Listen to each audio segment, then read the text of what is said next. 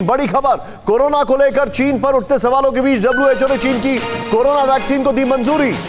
WHO ने Sinovac biotech की vaccine corona वैक को इमरजेंसी यूज की मंजूरी दे दी है।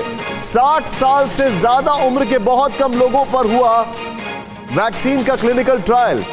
चीन की कंपनी सिनोफार्मा वैक्सीन को डब्ल्यूएचओ ने पहले ही दे चुका है मंजूरी। मैं सीधे बिग बॉल पर चलूंगा, उसके बाद शाम सर को इन्वॉल्व करूंगा। ये प्ले ऑन करें इसको। यहां पर बड़ी इंटरेस्टिंग बात यह है, जरा प्ले करें इसको बड़ा तेजी से।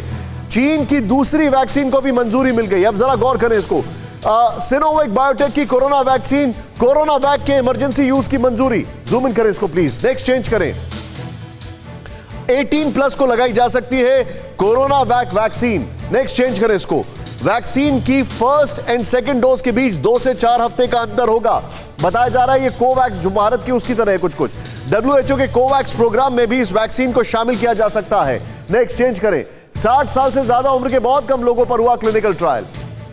वैक्सीन की एफिकेसी को लेकर अब तक खुलासा नहीं हुआ है। There are no evidences.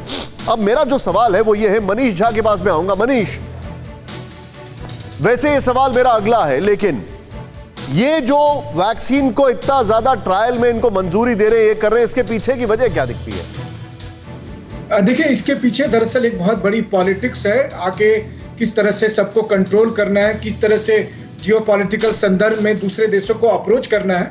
और चीन और डब्ल्यूएचओ के बीच का जो कनेक्शन है वो तो आपकी जगजाहिर रही है, किसी से छुपा भी नहीं है।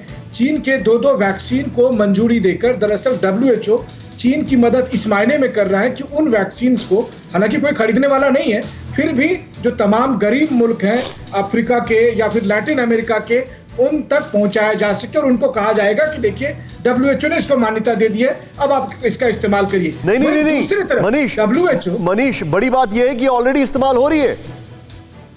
देखिए, इस्तेमाल तो हो ही रही है, लेकिन ज्यादा से ज्यादा कंट्री इसको इस पर भरोसा कर सके। अच्छा, मैं this brings me to the second question. Doctor Shyam Agarwal के पास। सर, अब डॉक्टर श्याम अग्रवाल, मैं आपसे बहुत सारे सवाल पूछने वाला हूं। सर, मुझे एक बात समझाइए आप। हमारी कोवैक्सीन की तर्ज पर यह वैक्सीन बनी है, हमारे क्लिनिकल ट्रायल्स हुए हैं, हमें अप्रूवल दिया नहीं, और इन्हें अप्रूवल दूसरी वैक्सीन को भी दे दिया। पहली वैक्सीन जो 50% एफिकेसी थी ब्राजील में फाइनल स्टेज में, उसको अप्रूवल दे दिया। What is this happening sir?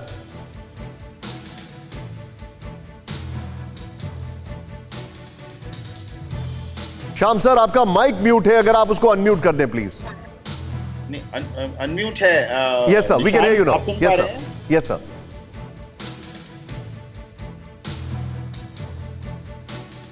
I think unfortunately Shyam sir कुछ कनेक्शन में त्रुटि है, इसलिए आपकी आवाज नहीं आ रही। जैसे ही आप, yes sir, we can hear you sir now. Yes sir, आप सुन पा रहे हैं? Perfect sir, perfect.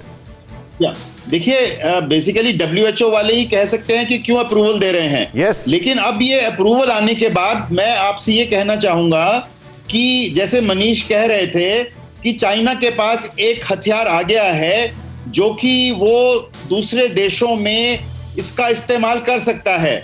और जैसे आप अभी कह रहे थे कि इन्होंने अपना एक नया मीडिया प्लेटफॉर्म बनाया है, तो ये उसमें एक पहले जो इनकी जो पॉलिसी थी कि थोड़ा अक्खड़पन की तरह से बात करते थे, अब ये अपनी इमेज को सुधारना चाहते हैं और ये सुधारने के लिए ये वैक्सीन का इस्तेमाल करेंगे।